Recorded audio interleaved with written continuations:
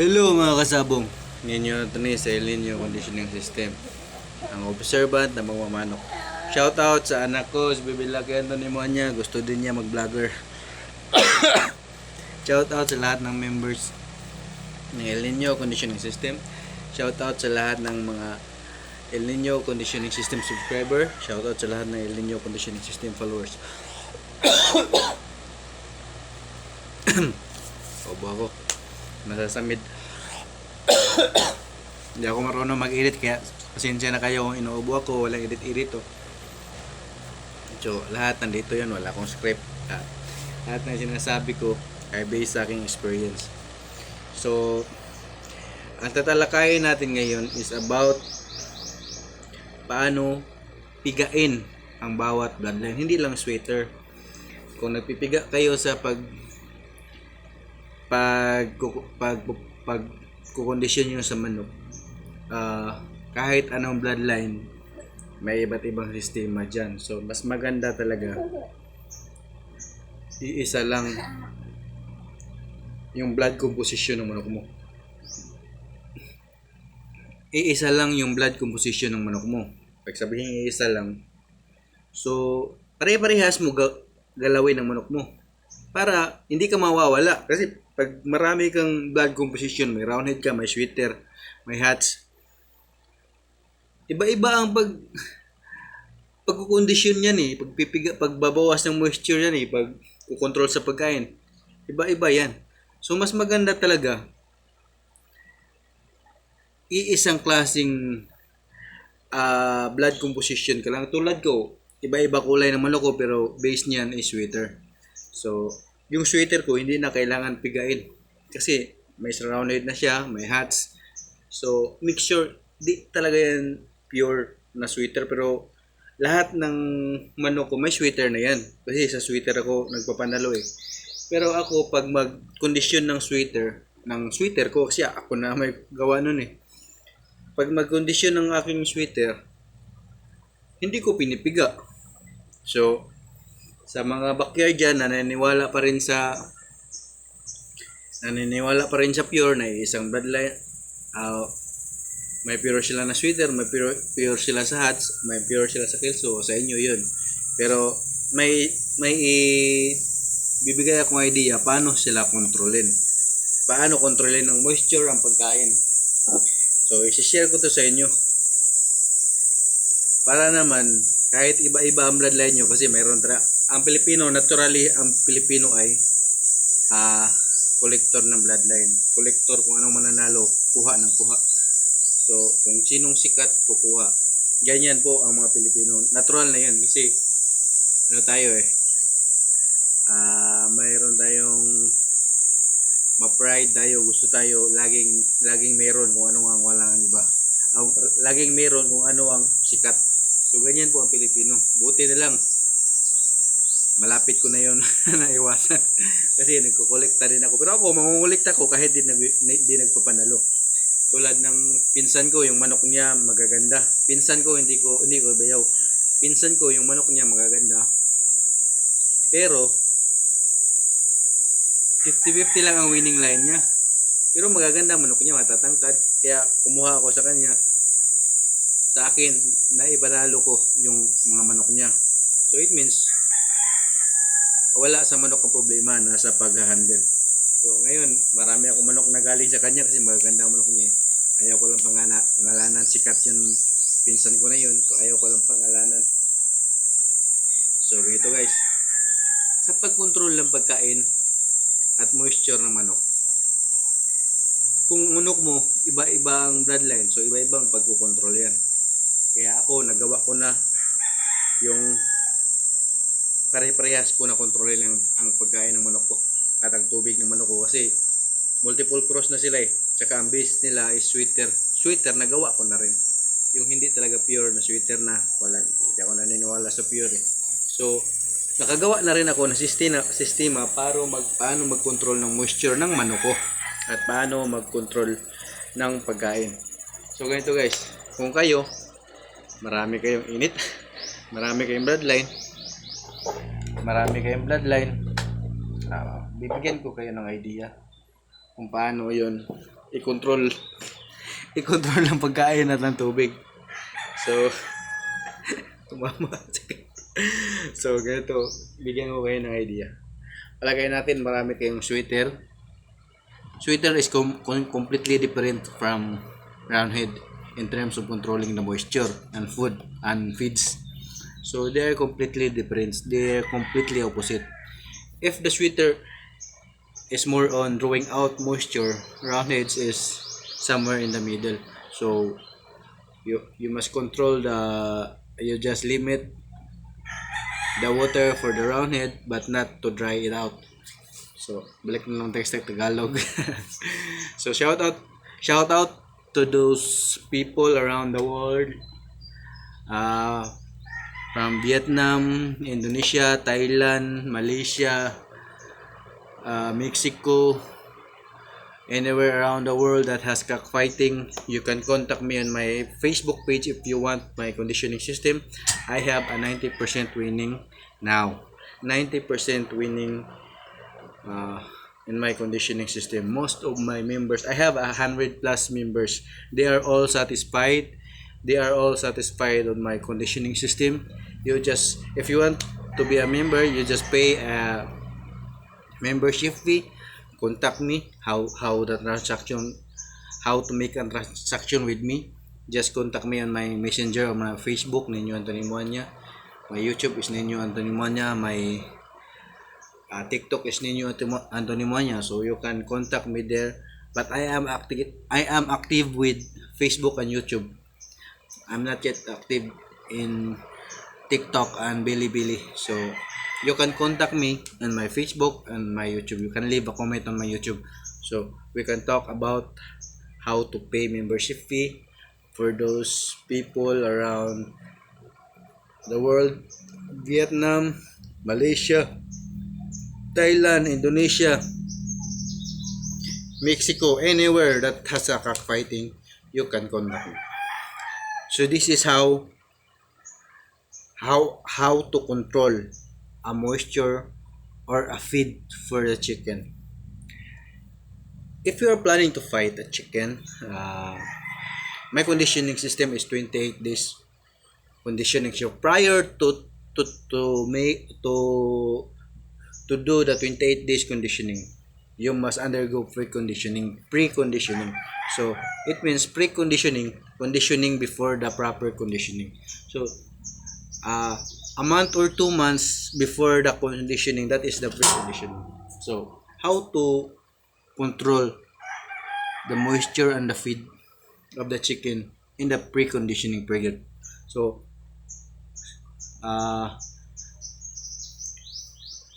every week you must do all the routine.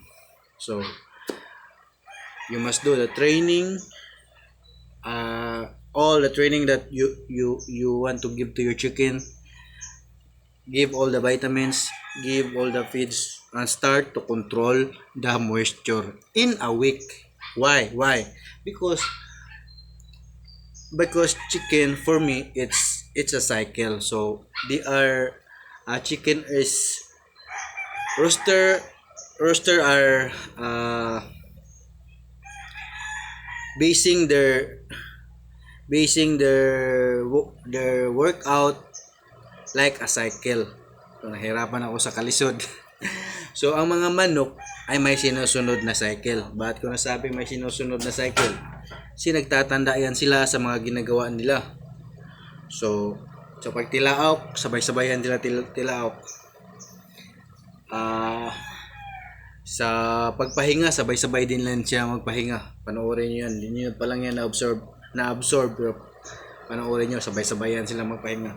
Ganoon po ang manok. Cycle po ang manok. So it means within a week, you must do all of your routines for your roster. So if you have a hard training, if you have a well-rested chicken, if you want to have a moisture control, make it in a week. In your pre-con time, you should not bring the control of the moisture on your conditioning proper. Why? Because you cannot control the moisture anymore. You cannot test to control your moisture of your roaster in the conditioning proper. Before the conditioning proper, you must have the idea how to control the feed and the moisture before doing the conditioning proper. So it means that in the pre-con time, you already know how to control your feed and to control your moisture. In what way? So nahirapan na talaga ako sa kalisod. So magtatagalog na lang ako.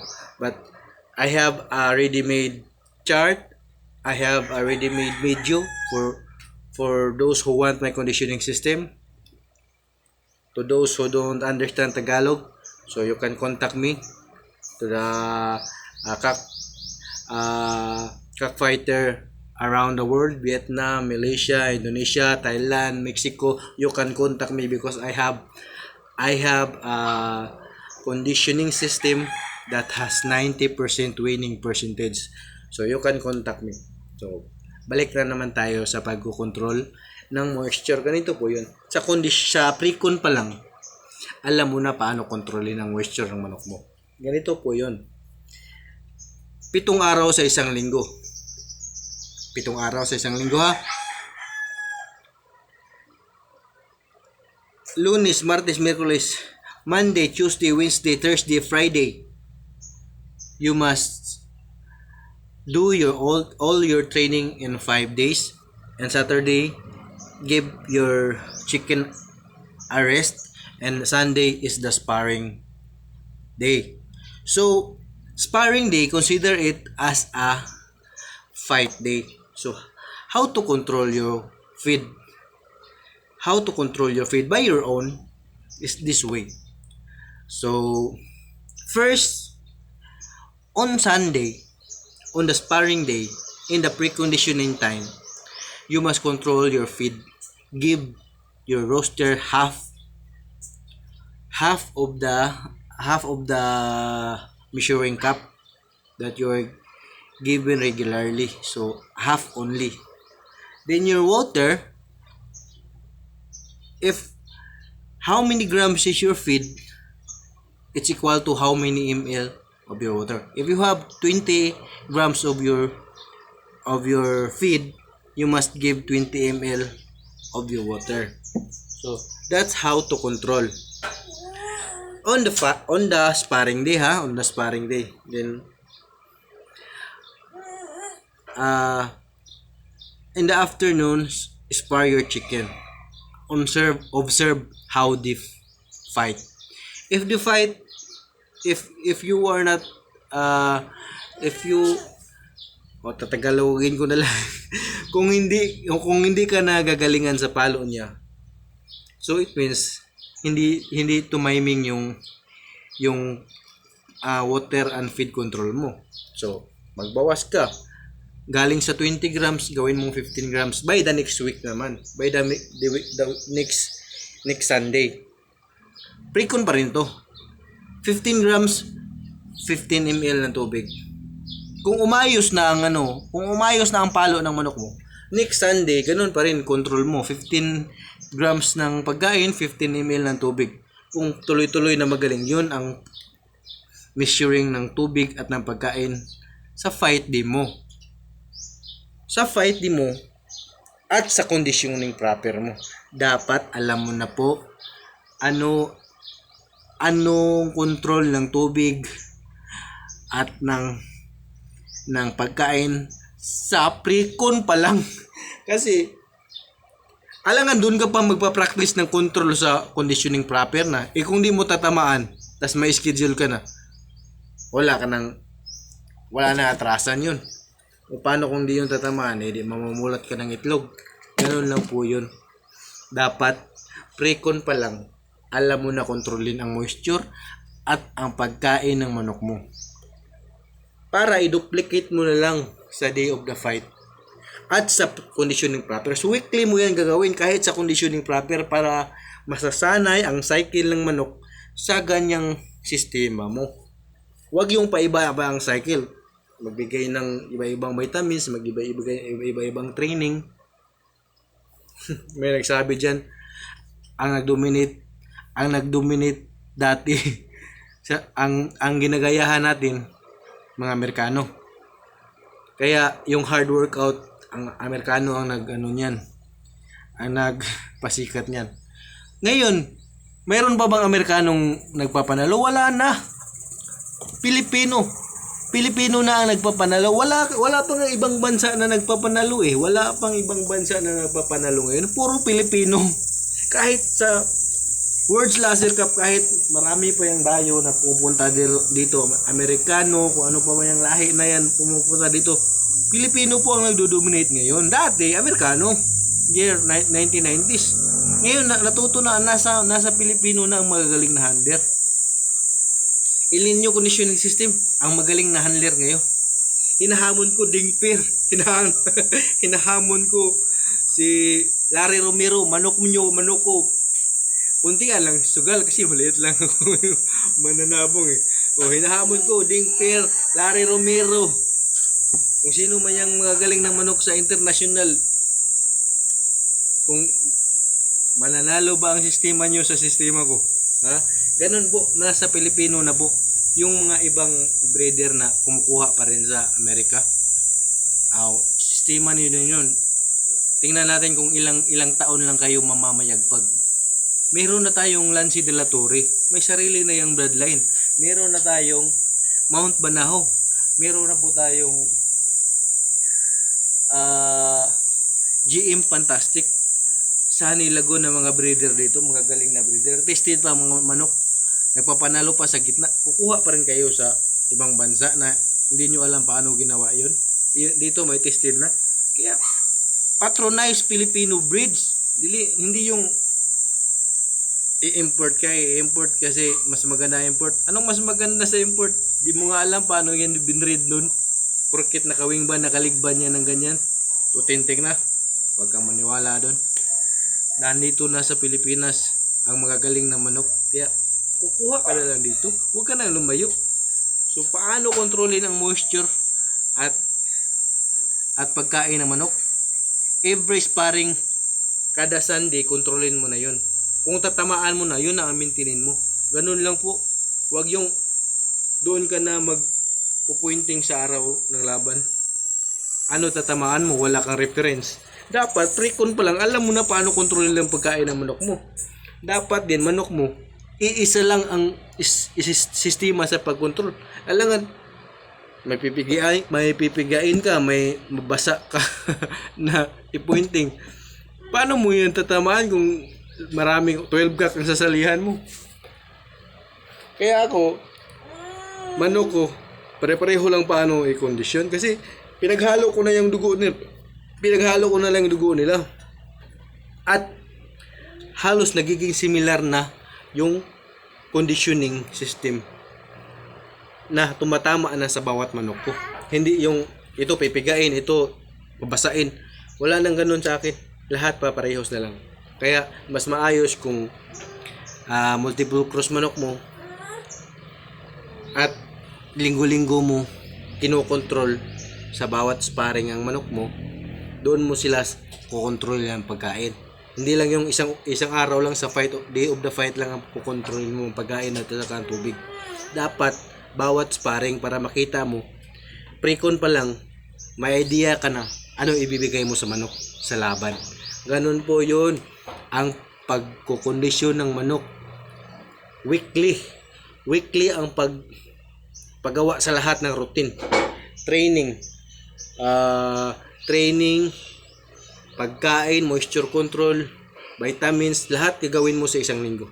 Ayan po. Salamat po. Kung gusto niyo magpamembro, mag-message kayo sa Nino Antonio Mania Facebook page at Nino Antonio Mania sa YouTube. Salamat po.